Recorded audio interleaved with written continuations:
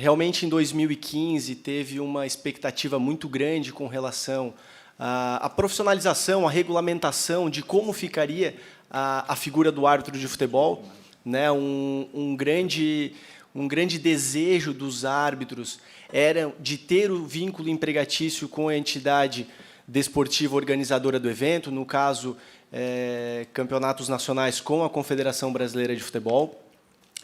Por que o árbitro não existe esse vínculo empregatício? O parágrafo único do artigo 88 da Lei Pelé, ele expressamente traz que o árbitro, independente da função que ele exercer para a atividade, pelo serviço que ele prestar para a entidade organizadora do evento, ele vai ser um trabalhador autônomo, né?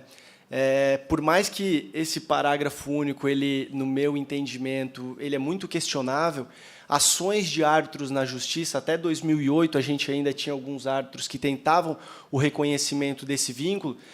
Às vezes, em primeira instância, no TRT era reconhecido, mas no superior, no TST, ele era derrubado justamente por causa do parágrafo único e por uma suposta ausência de subordinação, né? A justificativa era que não, o árbitro está ali, ele cumpre a regra da forma que ele quiser.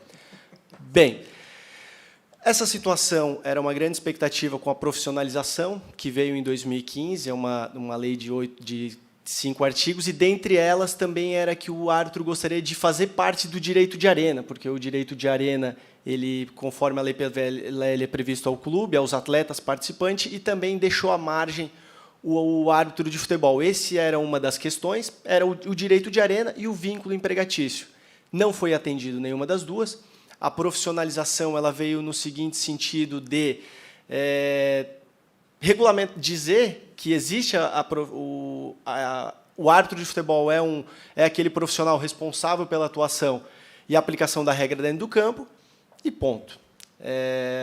Ela continua assim. O projeto, o anteprojeto, ele retira a palavra autônomo e ele diz que o árbitro não terá subordinação, então ele saiu o autônomo e veio a subordinação. Eu entendo que a subordinação, para quem não conhece, talvez, como que funciona um árbitro de futebol, às vezes acha o árbitro está ali num Grenal, por exemplo, ele foi apitar aquele jogo, mas o árbitro, o profissionalismo que ele tem para atuar numa partida hoje é tão grande quanto de um atleta, né? Ele tem que treinar todos os dias, ele passa por uma bateria de exames físicos. Árbitros internacionais de classe FIFA, eles recebem um programa de treinamentos que eles, todas as sextas-feiras, eles têm que entrar no programa da FIFA e carregar o treinamento que eles fizeram, treinamentos esses que demoram em torno de 3 horas por dia, porque, caso eles não façam, eles serão afastados e, consequentemente, não irão passar no teste físico e não poderão trabalhar. E um árbitro que apita um jogo no domingo, ele não tem a disponibilidade de, domingo de manhã, pegar um voo em Florianópolis e ir para Porto Alegre apitar aquele jogo. Ele recebe a passagem da CBF, que é a organizadora do evento, que ele tem que sair da sua cidade um dia antes e ele vai retornar no dia depois. Então, ele fica à disposição durante 3 dias. E se ele apita um jogo já na quarta, ele já emenda esse jogo na terça. Então, de 7 dias, ele fica 5 dias à disposição da entidade organizadora do evento. Mas, mesmo assim, ele é um trabalhador autônomo. Com relação à subordinação, hoje, em razão da publicidade, né, das informações que se tem acesso, normalmente é de conhecimento que árbitros que erram em algum lance específico de uma partida, eles são punidos, né? Eles entram na conhecida geladeira, eles entram numa requalificação. Isso me parece uma subordinação. Existe um chefe da comissão de arbitragem, o qual avalia, o qual diz se ele acertou, se ele errou. Ele tem a subordinação. Claro, ele está ali para aplicar a regra que ele entende naquele momento ser a correta. Mas a subordinação dele, eles têm sim um chefe, esse organograma ele é muito bem exposto, né? E outra questão do árbitro, ao entrar aqui, eu assinei um termo de autorização de uso de vídeo e imagem. Para uma palestra sem fins lucrativos, estamos aqui participando do debate acadêmico, e, por incrível que pareça, o árbitro não recebe direito de imagem, né? Ele está no campo de futebol, é explorado economicamente, porque o futebol ele não ninguém faz caridade, nós sabemos as verbas que existem, que são envolvidas no futebol, mas o árbitro ele não tem direito de imagem. Aquele direito de arena, ok, é o direito previsto na Lei Pelé, discute-se se tem ou não, mas nós estamos falando de direito de imagem constitucional e Código Civil, né, onde outras pessoas, outras entidades, comunicação, patrocínios, inclusive o patrocínio do árbitro, o árbitro também não participa daquilo, né, daquele valor quando vocês vê no uniforme. Então, é um contrassenso. Poxa, a imagem do árbitro não vale, mas empresas pagam para ter a publicidade no uniforme dele. Essa não fecha, né, essa conta, essa lógica não fecha. Existe uma possibilidade, mas qual seria o caminho, então, para o árbitro? Porque uma entidade, um reconhecimento com a organizadora do evento, ok, a CBF é grande, mas nós temos as federações locais, os campeonatos estaduais, que a gente sabe a realidade, como é feita. No caso da Espanha, os árbitros aí são contratados por temporada, né, então eles têm um vínculo com a Federação Real Espanhola.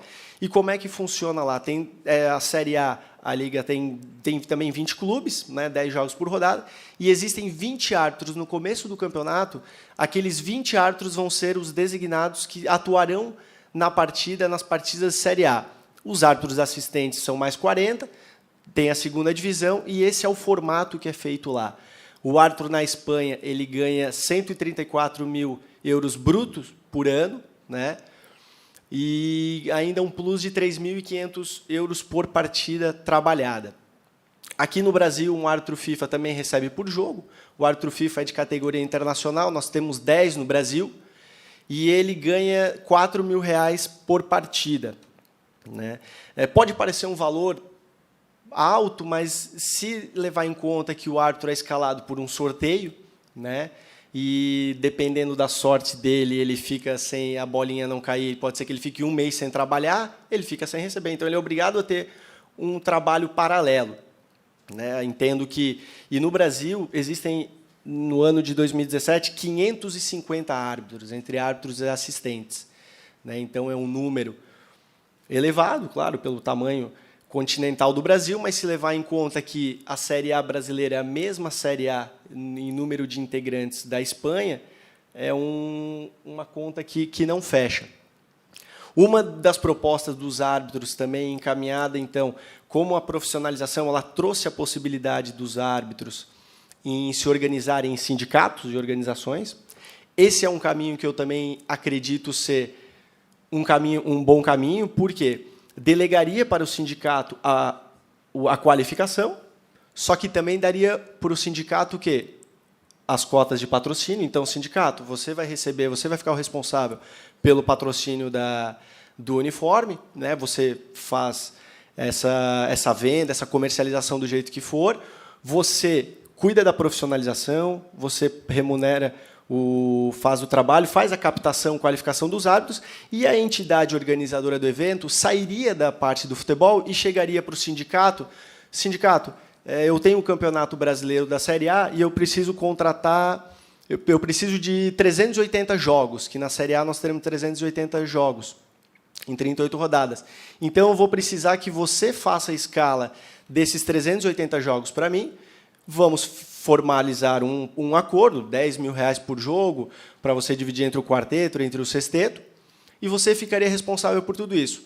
Mas, na prática, percebe-se um não interesse de delegar a questão da arbitragem para o sindicato. Santa Catarina é um exemplo, um grande exemplo desse novo formato. O sindicato aqui, ele sim é o responsável pelo patrocínio dos uniformes, ele dá o treinamento para os árbitros, ele tem essa autonomia. Eu acredito que esse exemplo aqui é um grande exemplo a ser seguido, né? E com relação ao direito de imagem, essas questões dos árbitros, é uma situação que infelizmente, com a nova Lei Geral do Desporto, ela não premiou os árbitros novamente. Por mais que entenda que é uma situação que seja complexa, eu não vejo como uma situação complexa, haja vista os valores e a profissionalização que o futebol envolve, os valores financeiros. Sinceramente, eu não consigo enxergar como um clube profissional que investe milhões no mercado, ele se sujeita a ter um árbitro que não seja profissional para cuidar daquele jogo.